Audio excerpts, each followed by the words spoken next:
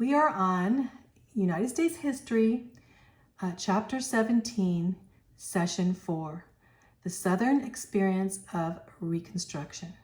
So we go through, we know now during this time of Reconstruction, there were three major presidents.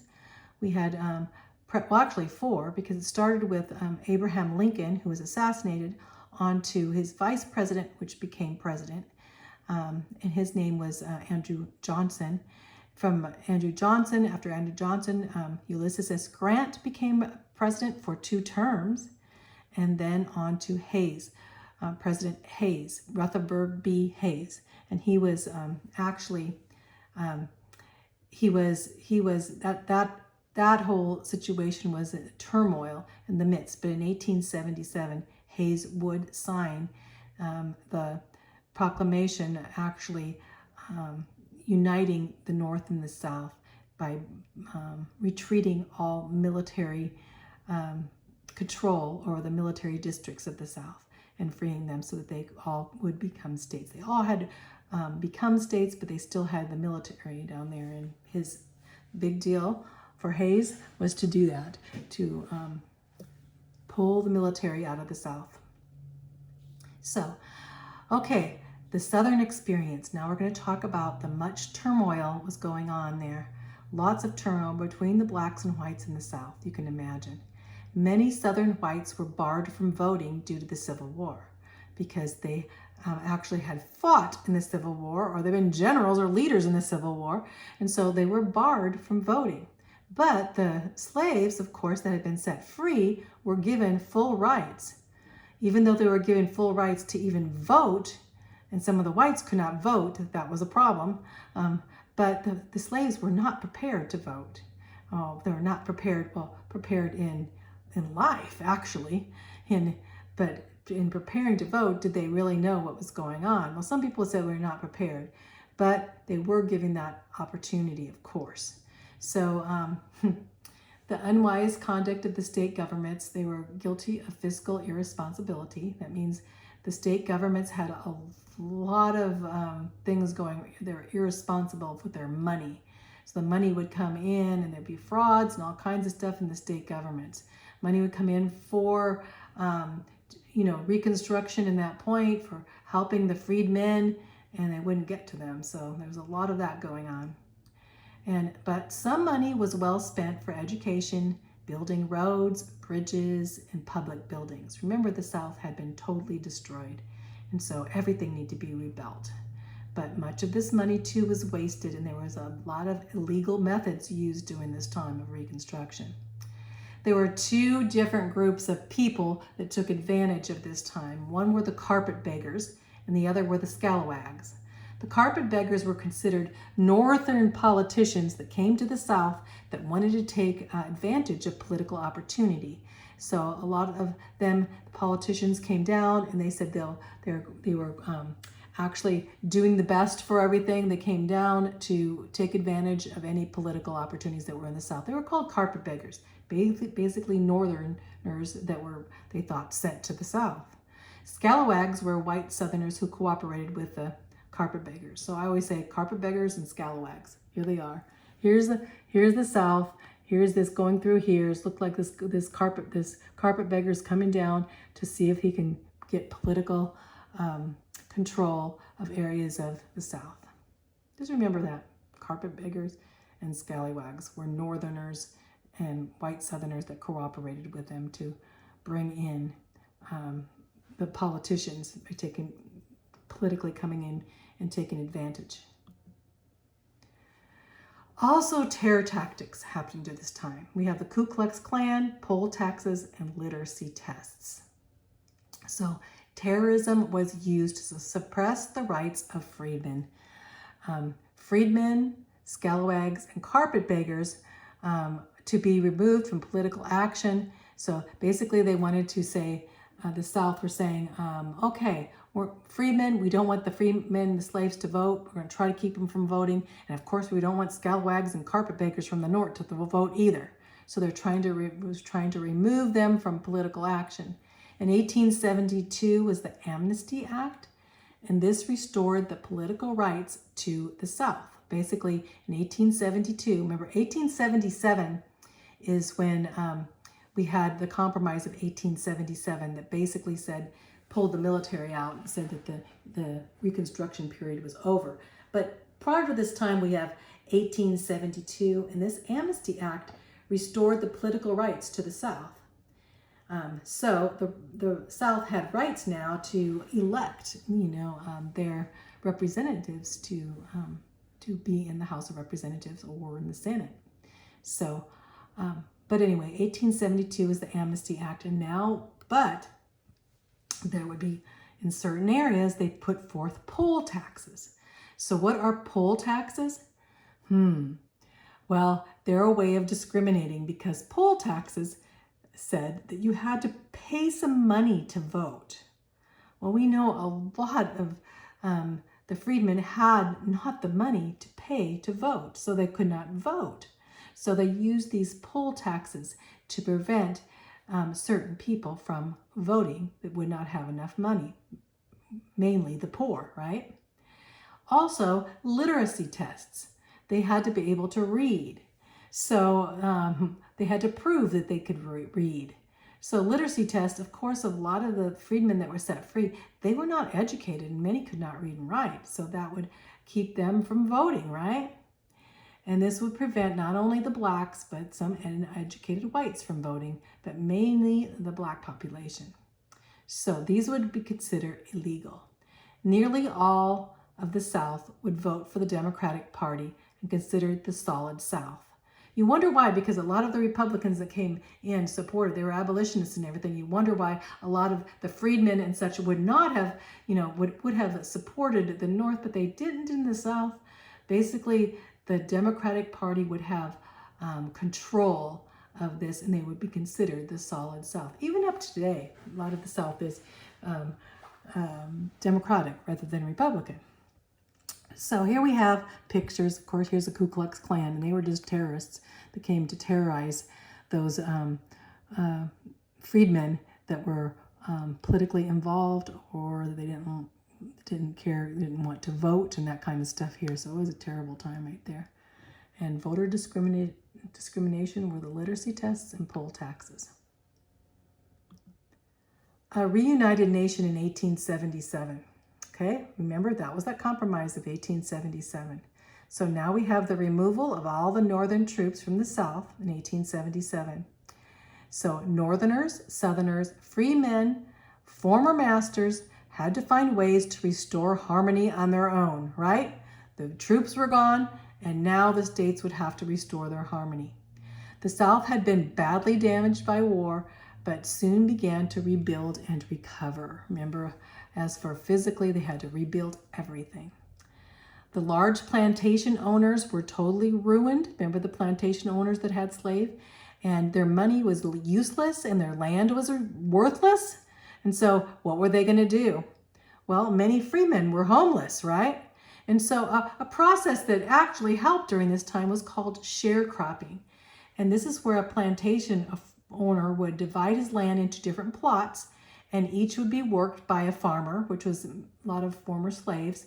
And then the landowner would furnish the land and the tools for their work, and the local merchant would give them seeds and supplies on credit.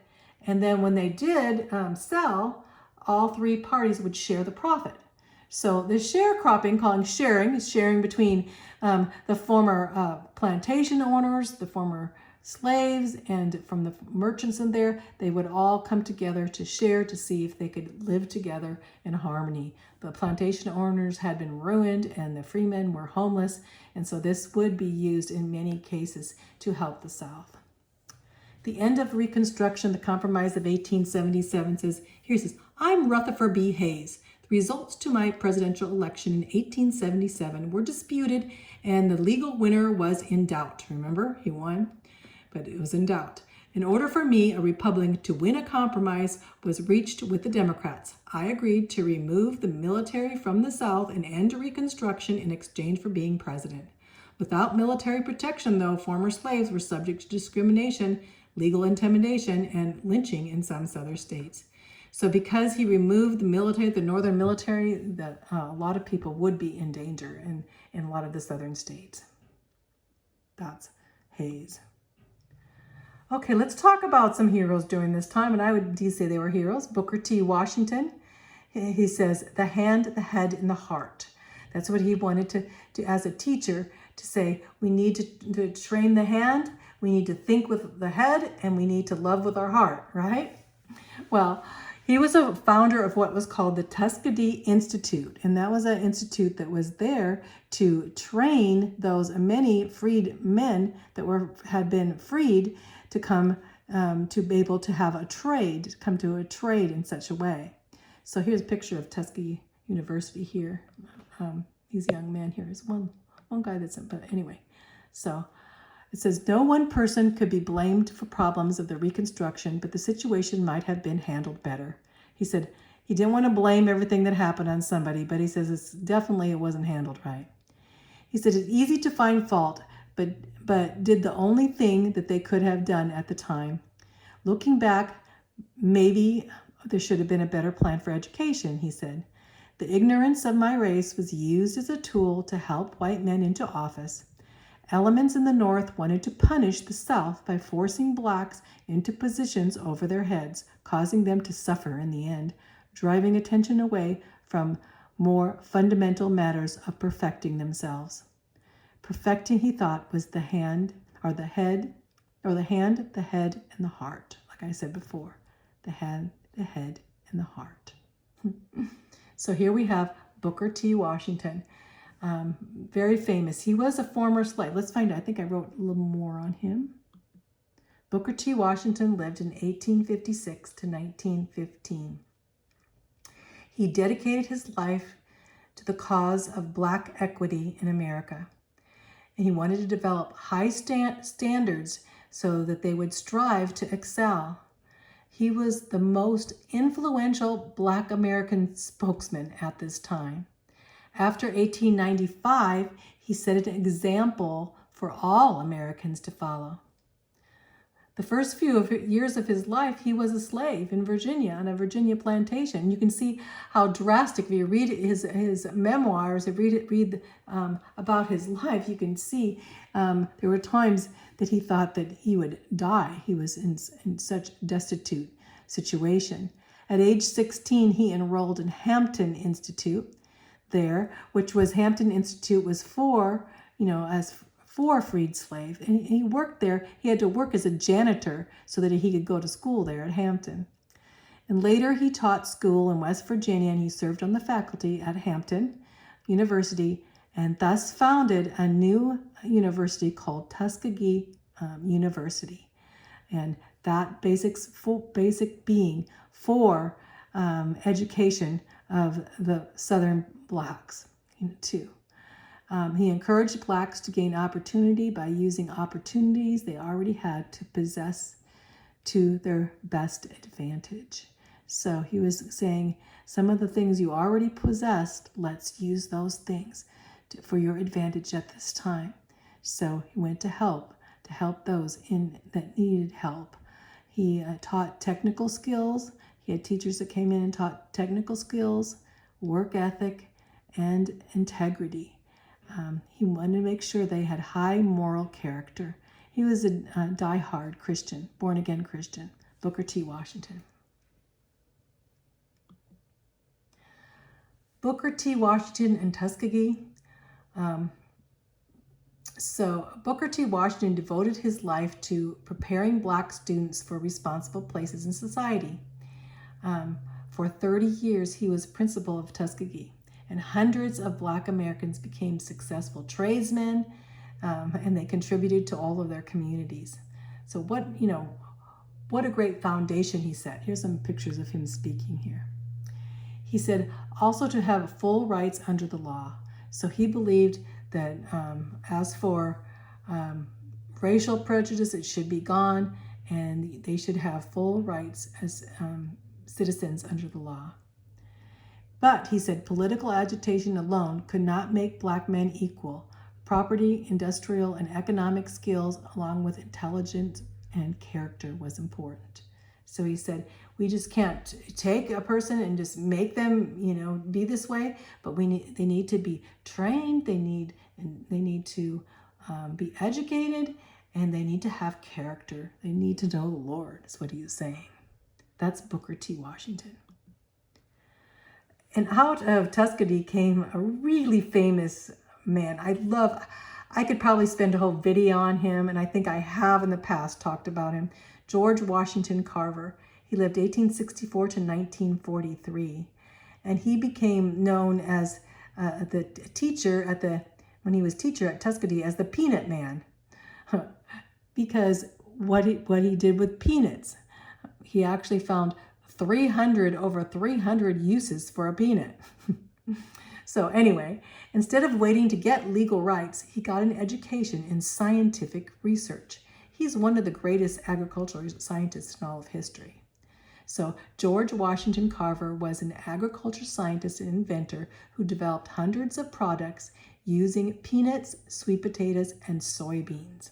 It's very important because these crops would actually, because they had nitrogen in them, they would replenish the soil that was beaten up for overproducing cotton.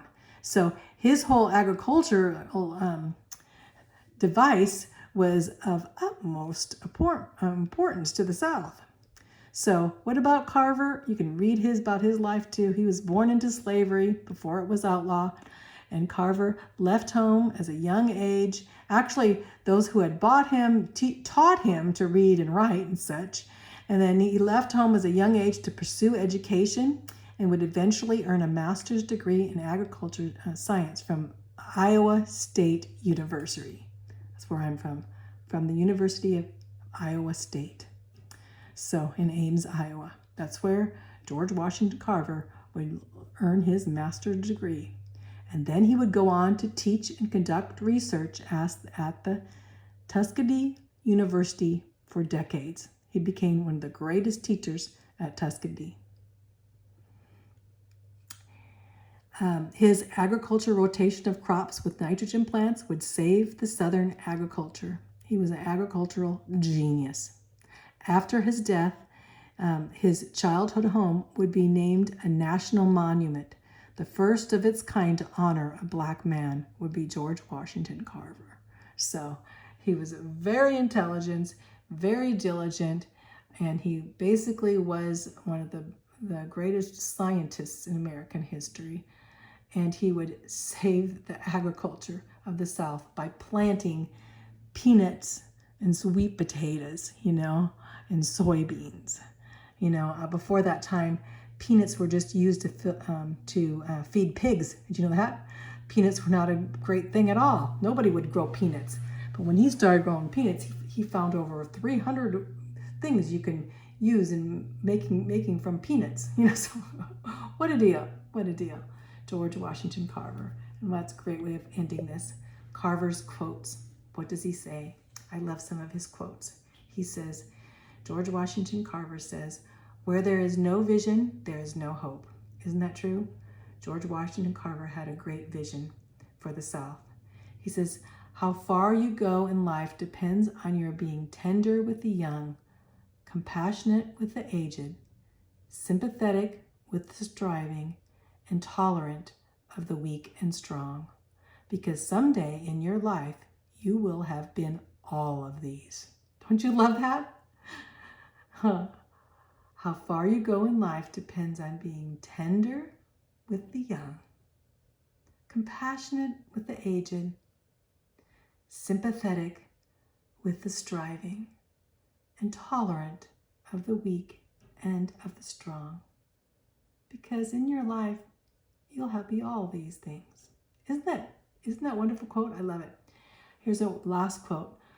"When you can do the common things of life in an uncommon way, you will command the attention of the world." And that's just what he did. He did the common things of life in an uncommon way. George Washington Carver was a dynamic Christian too. Both of these guys, Booker T. Washington and George Washington Carver, both were dynamic Christians. They loved the Lord, born again, and their lives would be based on the Lord Jesus Christ. But I love that we can do common things in life in an uncommon way, and all of a sudden the world looks as what did you do? You took a peanut? You took a peanut and saved the South? He did.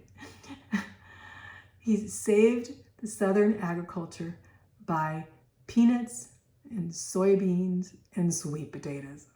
That is pretty uncommon, and everyone smiles at that, don't we?